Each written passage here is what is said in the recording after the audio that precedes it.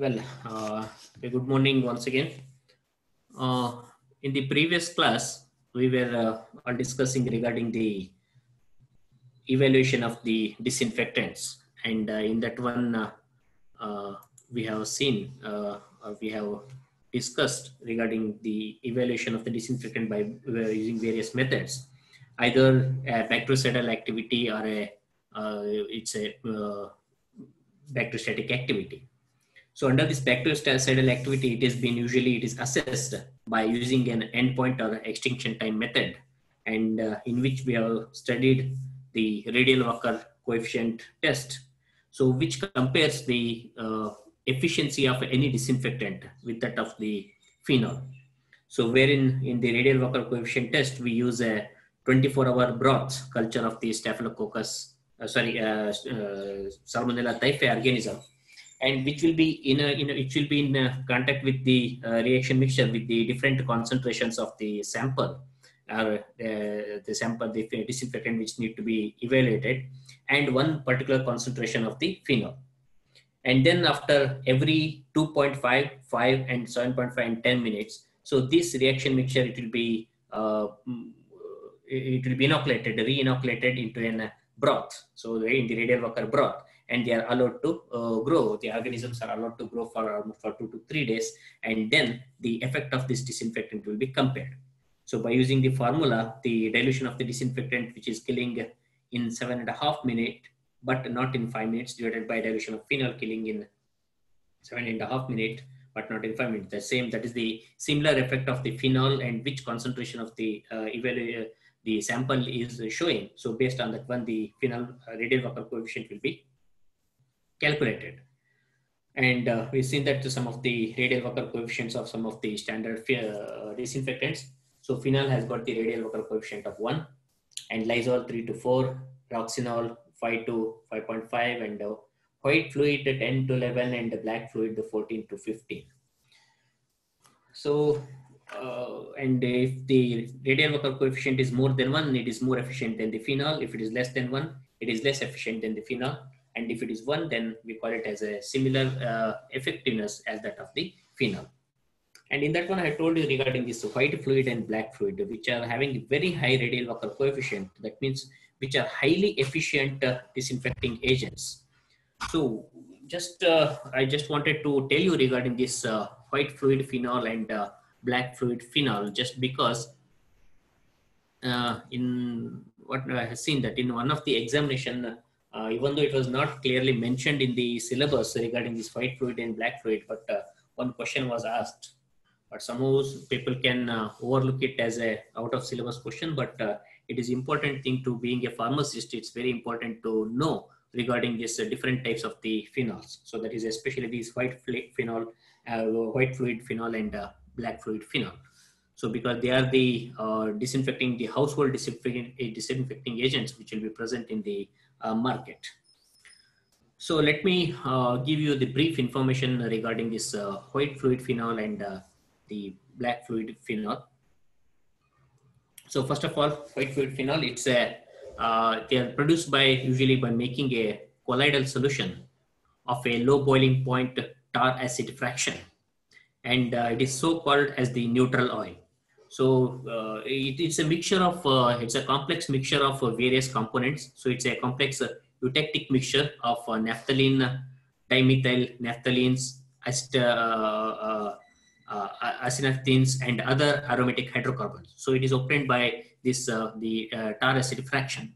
So these mixtures, it's a eutectic mixture. That means they do not react to one another. So the main thing is whatever the compounds which are present, say they do not react to with one another. They do not form any complex formation or any combination formations, but they will be present as it is. And this white fluid phenol, it is usually made in the colloidal mill or in a homogenizer, but sometimes even the ultrasonication can also be used here. And it includes a small amount of soap. Usually it is added, and the emulsion is held together by the colloidal protectant. So that means, so this is a formulation which containing the soap along with the colloids of colloidal solution of various the low boiling point tar acid fractions. So especially this naphthalene and other things. and along with the phenol. So this is the white fluid phenol. And advantage of this particular white fluid phenol that so it can be diluted with the seawater or the brackish water. This brackish water is nothing but it's a salt water, but it is not as salty as that of the seawater. So usually it can be prepared by mixing the sweet water and the salt water. So in between of that one, we can call it. So it is called as the brackish water. So it can be diluted with the seawater or the brackish water without breaking down or losing their activity. So here the important thing is that most of the these disinfectant formulations, they get cracked if they are having a emulsion. So they may get cracked if they are diluted with the seawater, or this brackish water is nothing but it's just a hard water. So this white fluid phenol has got that advantage that it doesn't get cracked, or it doesn't get breakdown, or it doesn't lose its activity. So nearly all the nails of the formerly used these disinfectants. So that is the white fluid phenol. So that's what we call as the phenol in the regular cases. So these they are effective in conditions of heavy soiling, and they have the wide spectrum of microbiocidal activity. That means if there is a lot of disinfectant, we have seen that the factors affecting the disinfectant action. So usually the disinfectant, they lose their activity in presence of a lot of soiling or lot of presence of the organic matter. But this white fluid phenol, so they are more effective even in the conditions of the heavy soiling. There is a lot of dirt and other thing when it is present. And also it has got a wide spectrum of the antimicrobial activity. So they are active against a wide range of the microorganisms, including bacteria, virus, fungi, and other things.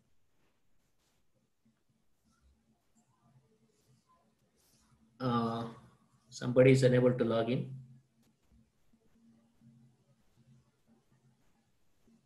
Okay, let us see. So white fluid phenols, so they have been used extensively for the terminal disinfection in the farm buildings and also the household thing, and other ways they will be used. Excuse me, sir. Yes. Sir, people are not able to join, sir. Why?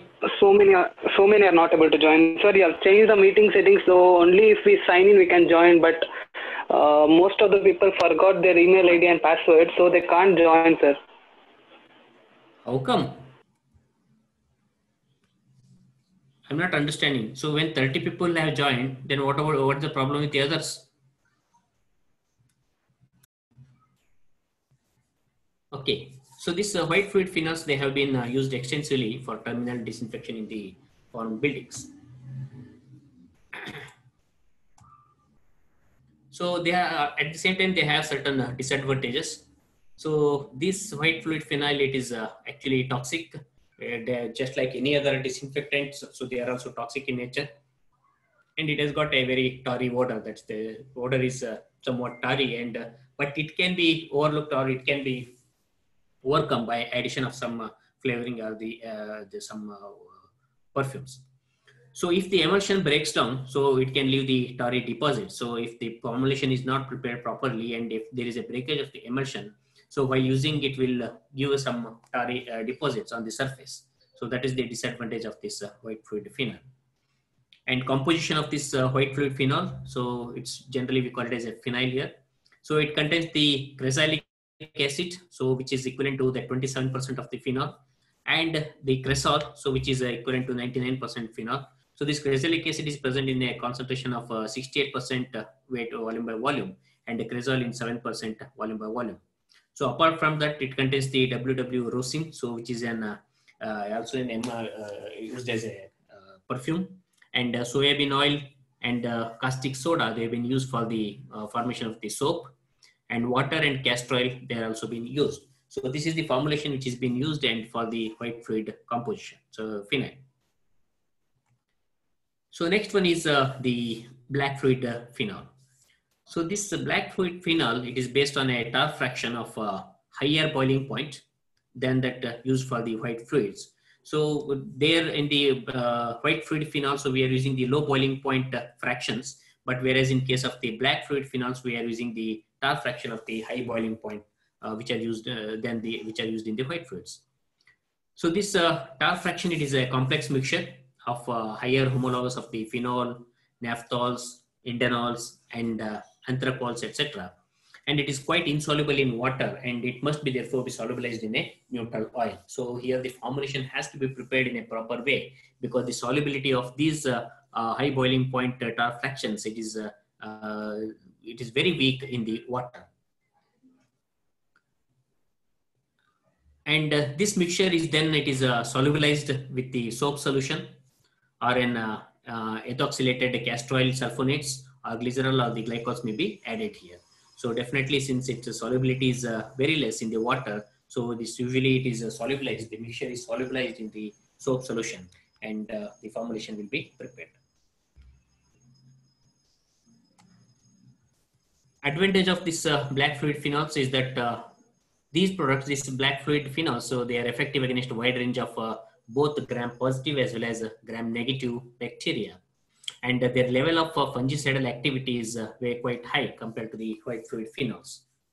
And these black fluid phenols, their products are effective in the conditions of heavy soiling. So just like the black fluid phenols, so white fluid phenols, so these black fluid phenols also, they are effective in the heavy soiling, that is in the lot of contamination. So the disadvantage of this black fluid phenol is that so the high boiling point tar acids used here, and these products do not have the same wide spectrum of activity as those used in the white fluids. So when it comes to the spectrum of activity, so its spectrum is comparatively less than compared to that of the white fluid phenols. So they are relatively ineffective against Pseudomonas species and also against the Mycobacterium species. So that's why, so the effectiveness or the spectrum of activity is very less in case of the black fluid phenol.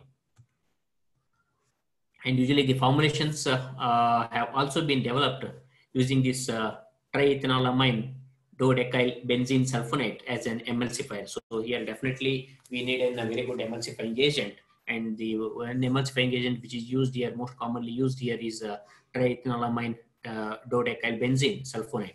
So because as I told you, the solubility of these high boiling point fractions, it is very less in the water. So we need a very good emulsifying agent, and also we need the soap solution here. One phenol which is worthy of a special mention here, which is being used in the black fluid phenol, is the O-phenyl phenol. And this can be incorporated into the clear soluble products and is quite often used in combination with the halogenated phenols to enhance the activity.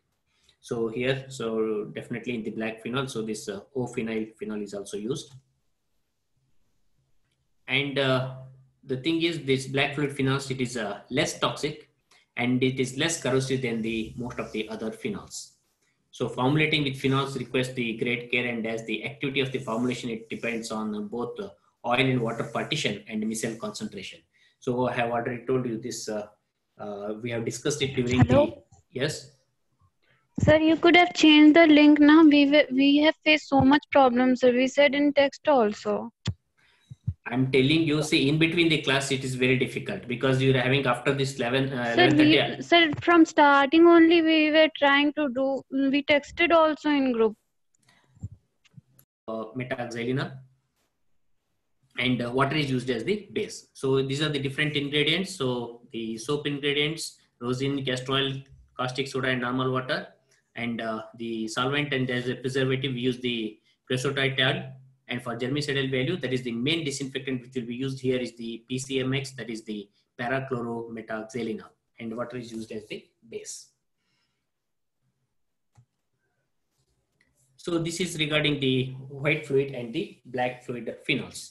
So these are the two major the disinfectant which will be usually used in the market for the household preparation and other thing.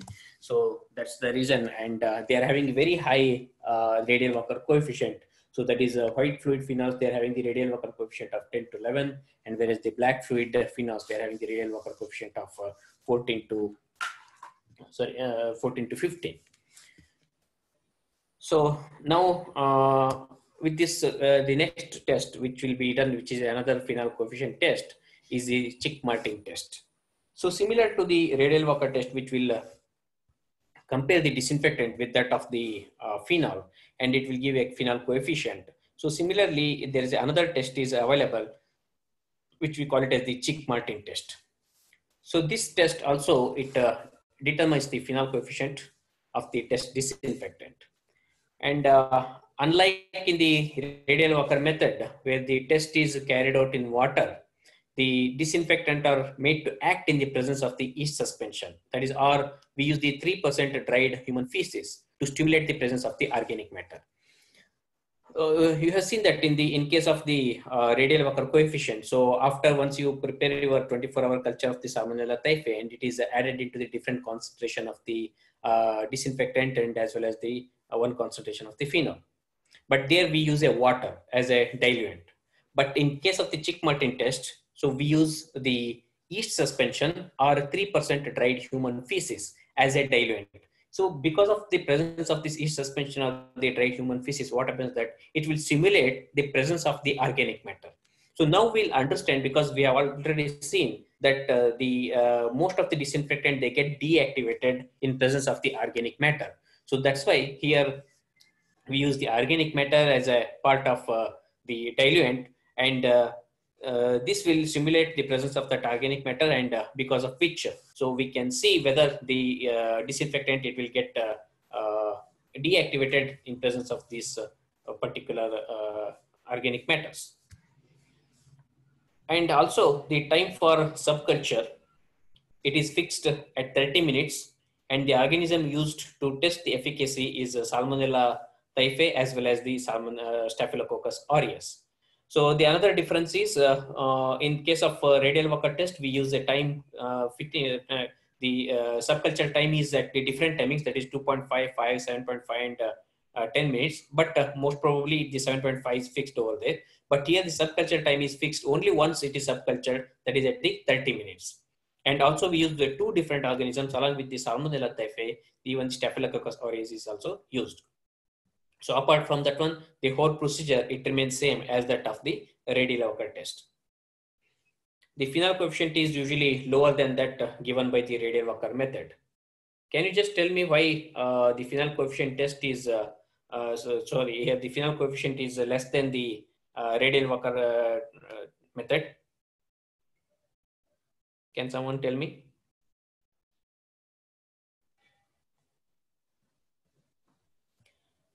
Did you understand what I'm telling? The phenol coefficient is lower than that given by the Radial-Walker method. If you calculate the phenol coefficient by two methods, that is by using the Radial-Walker method and by using the Chick-Martin test for the same disinfectant. So in case of the Chick-Martin test, the phenol coefficient will be less compared to that of the Radial-Walker test. What is the reason?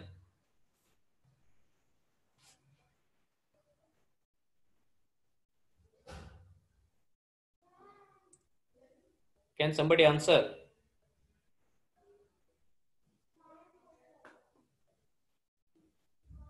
This is the problem.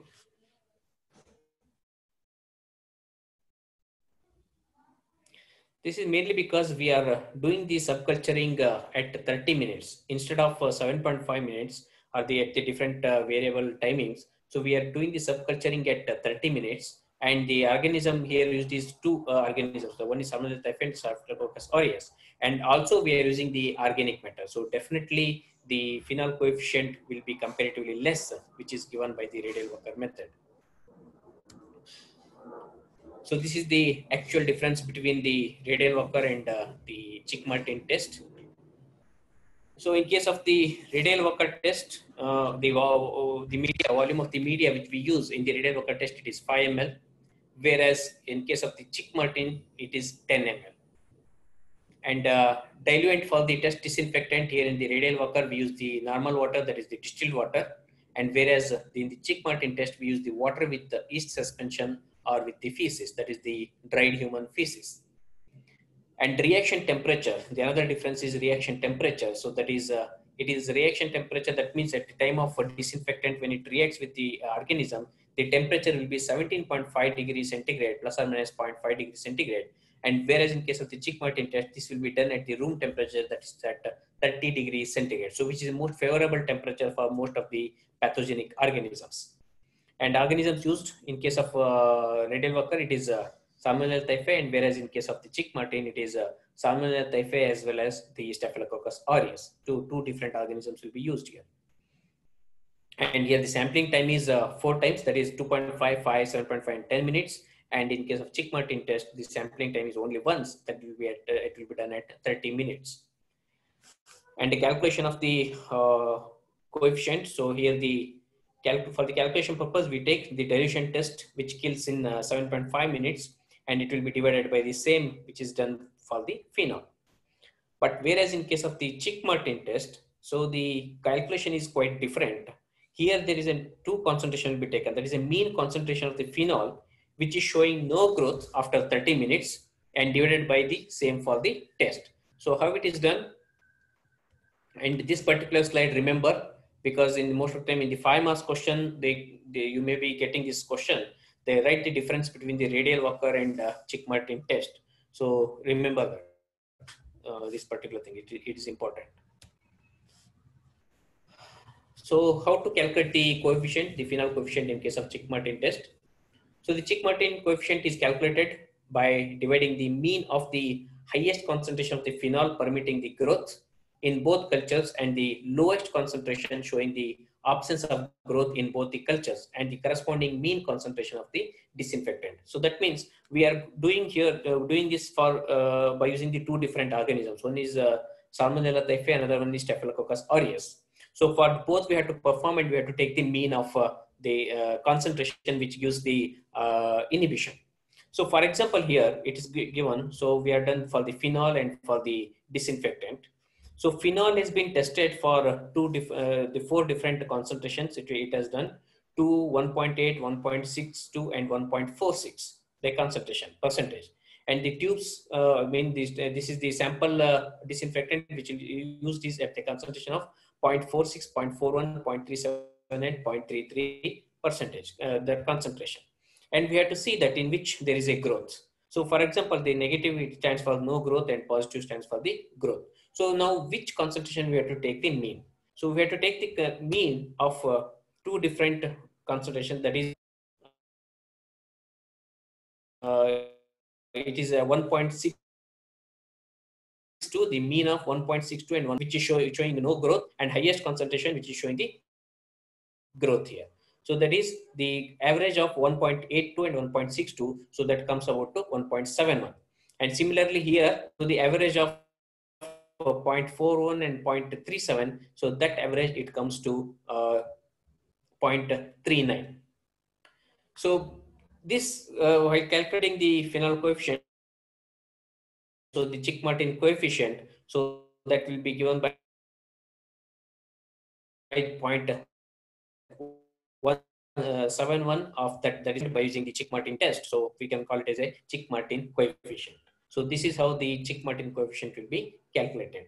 So the procedure, it remains the same. The organism, the 24-hour culture organism is inoculated along with the different concentration of the disinfectant and the different concentration of the phenol.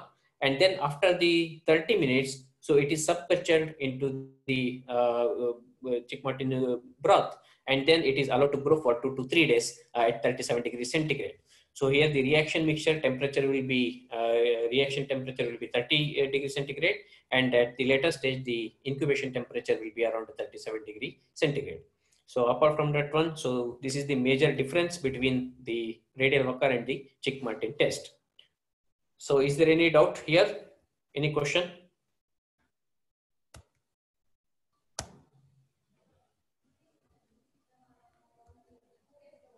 Any question? No, sir. Okay, so in that case, I'm just going to stop it here. So the remaining test, that is the AOEC method and the challenge test, triple challenge test, and the test for the for bacteriostatic agents. So I will take it in the tomorrow's class. So meantime, you don't worry, I'm going to send you the video link of this particular video. And Okay, I'm just going to stop the class here. Take care and we'll see tomorrow.